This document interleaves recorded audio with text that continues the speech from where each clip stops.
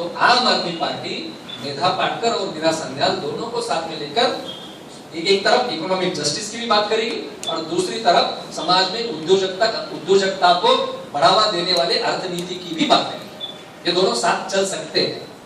दुर्दैव ये है कि हमारे राजनेताओं ने कई बार ऐसे इस तरह के हित संबंधों की राजनीति जो की हमेशा कंफ्लिक्ट की राजनीति की है। जैसे झुग्गी झोपड़ी में रहने वाले लोग और सोसाइटीज में रहने वाले लोग हमेशा ऐसे माना कि वो एक दूसरे के शत्रु हैं। जैसे अलग अलग जातियों के साथ बर्ताव करने वाले लोग, अलग अलग जाति के लोग एक दूसरे के शत्रु के रूप में उनको पेश किया गया, या हिंदू और मुसलमानों को भी एक दूसरे के शत्रु के रूप में पेश किया। ये जो आया, ये जो इस तरह की राजनीति जो हुई वो इसीलिए हुई कि जो मुट्ठी भर लोगों के हाथ में सत्ता है, प्रतिष्ठा है, उसको कोई आँच नहीं। आम आदमी पार्टी ने दिल्ली में जो करके दिखाया कि दिल्ली चुनाव में जहां एक तरफ झुग्गी झोपड़ियों में रहने वाले अल्पसंख्यक समुदाय और वाल्मीकि समुदाय ने भी आम आदमी पार्टी के एजेंडे पर भरोसा किया और वोट किया, उसी तरह से दिल्ली में रहने वाले, सोसाइटीज में रहने वाले, अपार्टमेंट में रहने वाले लोगों ने, सॉफ्टवेयर इंजीनियर्स ने भी आम आदमी पार्टी के एजेंडे पर भरोसा रखकर वोट किया। क्योंकि आम आदमी पार्टी यही चाहती है कि झुग्गी झोपड़ी में रहने वाले लोग और सोसाइटी में रहने वाले लोग एक दूसरे के शत्रु नहीं है। अगर वो एक दूसरे को समझे, वो अगर एक दूसरे की वेदना समझे, तो एक नए भारत का निर्माण हम कर सकते। वैसे भी एक हमारा समाज है, अगर मान लीजिए कि सोसाइटीज में रहने वाले लोगों ने सिर्फ अपने बारे में सोचना शुरू कर दिया, तो झुग्गी झोपड़ी में रहने वाले लोगों को क्या इस देश को हटा सकते? नहीं हटा सकते। अगर हिंदू मुसलमानों ने सिर्फ अपने बारे में सोचा, तो किसी एक दूसरे समुदाय को देश से हटा नहीं सकते।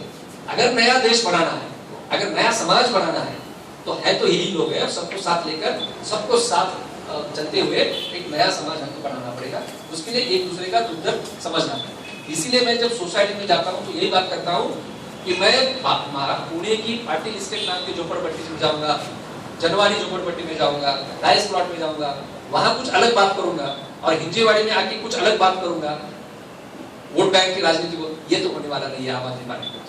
आम आदमी पार्टी चाहती है कि आपको भी उनकी वेदना समझे और उनको भी आपके मन में देश को बदलने की जो भावना पैदा हुई है वो उनकी भी समझ में आए, तो हम सब साथ में चल के इस देश को बनाएंगे। आम आदमी पार्टी किसी भी हालत में विकास विरोधी नहीं है। आम आदमी पार्टी का सबसे बड़ा मकसद तो ये है कि इंडियन कॉन्स्टिट्यूशन में जो आर्टिकल 39 है, जो हम सब भारत निवासियों को right to live with dignity देता है, वो सिर्फ जीने का अधिकार नहीं देता है कॉन्स्टिट्यूशन में, वो सम्मान के साथ जीने का अधिकार देता है हमारा कॉन्स्टिट्यूशन। तो आम आदमी पार्टी का कॉन्स्टिट्यूशन पर पूरा भरोसा है। कॉन्स्टिट्यूशन में जो भी अलग अलग संस्थाएं उन पर भरोसा है।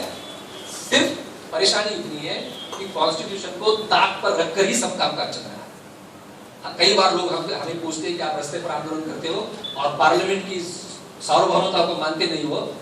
हम पूछते हैं कि यहाँ हर रोज एक बलात्कार हो रहा है, हर रोज जाति आधारित अत्याचार हो रहे हैं, हर रोज ट्रैफिक में लोग फंस रहे हैं, हर रोज सरकारी कार्यालय में जाकर लोग वापिस आ रहे हैं, काम नहीं हो रहा है पैसा दिए बगैर। हम तो मानते हैं कि एक अराजक जैसी स्थिति है ये समाज जीवन में पहले से है। और दूसरी तरफ इसके खिलाफ रास्ते पर उतरकर आंदोलन करने वाले लोगों का पूछेंगे कि आप पार्लियामेंट की गरिमा को नहीं बढ़ा रहे हो, और दूसरी तरफ पार्लियामेंट के अंदर क्या हो रहा है?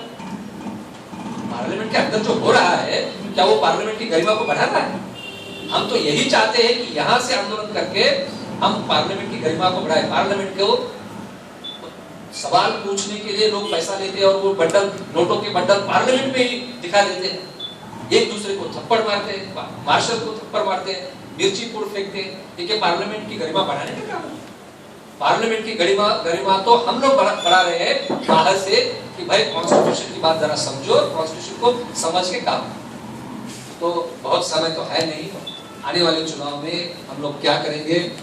देखिए, मैं जानता हूँ कि आप का ये विश्व थोड़ा अलग है ऐसा माना जाता है, लेकिन आपके भी बहुत सारे प्रॉब्लम्स हैं। सुबह 10 बजे यहाँ से जब हम भी गुजरते हैं तो मालूम पड़ता है कि यहाँ किस तरीके की एक अराजक जैसी स्थिति होती है। आपको समय पर कंपनी में पहुँचना होता है, बसेस नहीं है, पीएमपीएच की व्यवस्था नहीं है, और ट्रैफिक जाम तो बहुत है।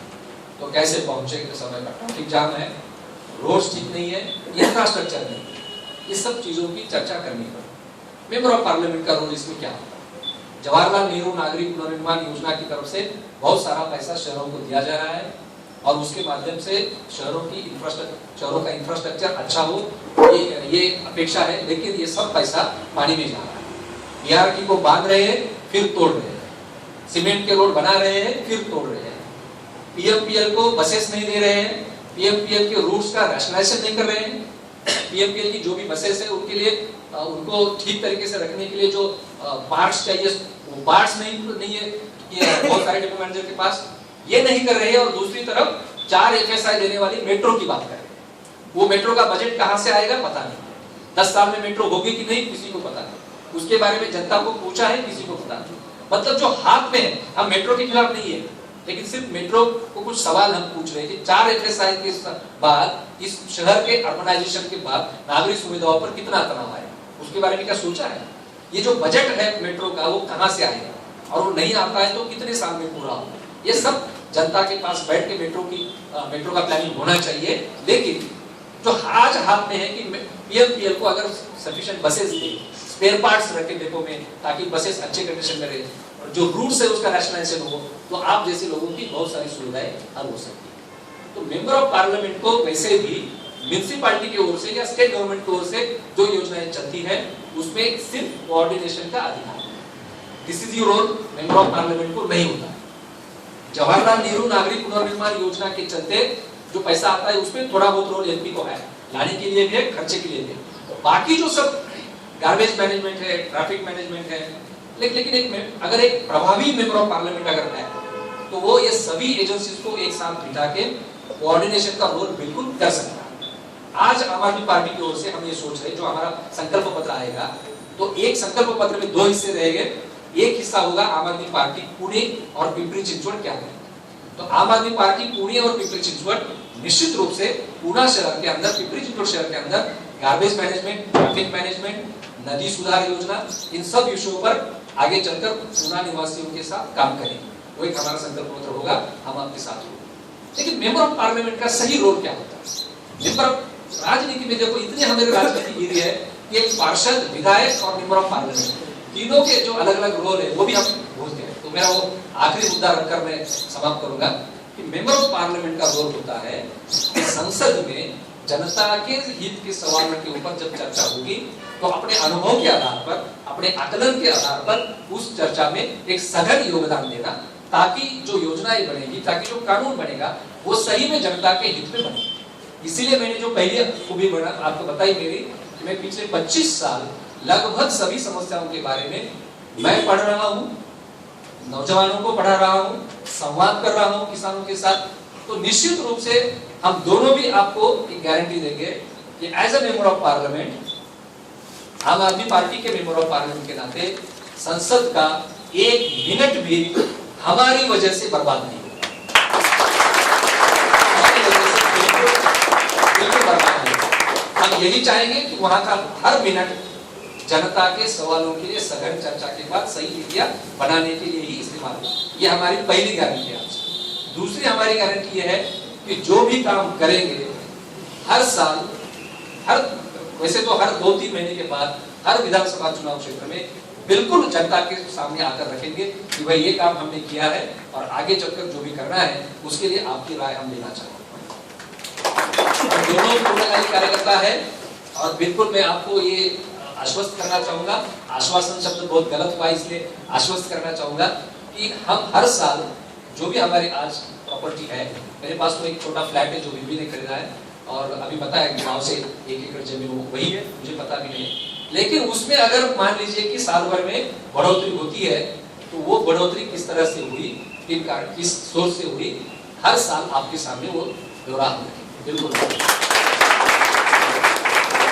और जनता के साथ समय बिता के, जनता से संवाद करके जितनी भी समस्याएं हैं पुणे निवासियों की उस पर, और अलग अलग एजेंसी, महानगर पालिका और स्टेट गवर्नमेंट ऐसे एजेंसी को साथ में लेकर कोऑर्डिनेशन, एक इफेक्टिव कोऑर्डिनेशन करके इन सभी समस्याओं के ऊपर काम करने का एक वादा भी आपके साथ बिल्कुल आज करते हैं।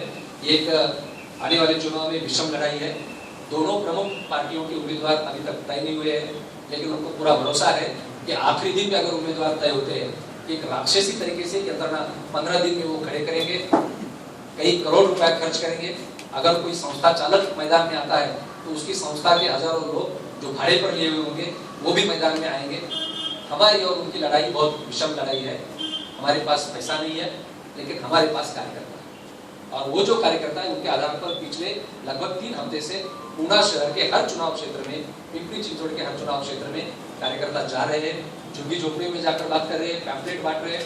जहां पुलिस की परमिशन जरूरी नहीं है, ऐसे ह्यूमन बैलेंस पकड़ के चौक पे खड़े रह के पैम्पलेट्स बांट रहे हैं, और उसके साथ साथ जो भी सोसाइटीज हमको परमिशन करी है वहां जाके भी हम संवाद कर रहे हैं। तो ये कार्यकर्ताओं के आधार पर हमारी पूरी चुनाव की यंत्रणा खड़ी हुई है, और ये कार्यकर्ता निस्वार्थ भाव से सुबह आते हैं, अपना पेट्रोल डालते हैं गाड़ी में और खर्चा कर रहे, पेट्रोल डाल के पूरे प्रचार में जुटे हैं। मैं ये मानता हूँ कि हमारा ये ऐसा एक कार्यकर्ता भी अभी आने वाले दिनों में 2 प्रमुख पार्टियों के जो भाड़े पर लिए हुए कार्यकर्ता आएंगे, ऐसे 100 से ज्यादा कार्यकर्ताओं के बराबर का पूरा भरोसा आप जैसे लोगों के ऊपर है। टेक्नोलॉजी बड़ी है, एक वायरल तरीके से मैसेज SMS या ईमेल से अगर चलता है तो निश्चित रूप से उन कार्यकर्ताओं को हम एक जवाब दे पाएंगे।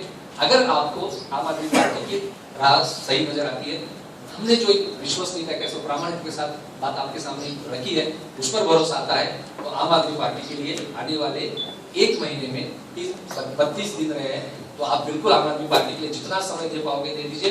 एक वायरल तरीके से एक इन्फेक्शन होता है, बहुत बुरा होता है, जैसे इन्फेक्शन पैदा करता है, रोगराई बढ़ाता है, तो हम लोग एक ऐसा इन्फेक्शन बढ़ा देंगे आने वाले 30-32 दिनों में SMS और ईमेल के तरीके से, वायरल तरीके से, ये आम आदमी पार्टी की बात, आम आदमी की बात, आम औरत की बात फैले और वो राजनीति बढ़े। आप सब लोग उसमें सहयोग देंगे, ऐसा पूरा विश्वास, इस पूरे विश्वास के साथ मैं अपनी बात खत्म करता हूँ। बहुत बहुत धन्यवाद।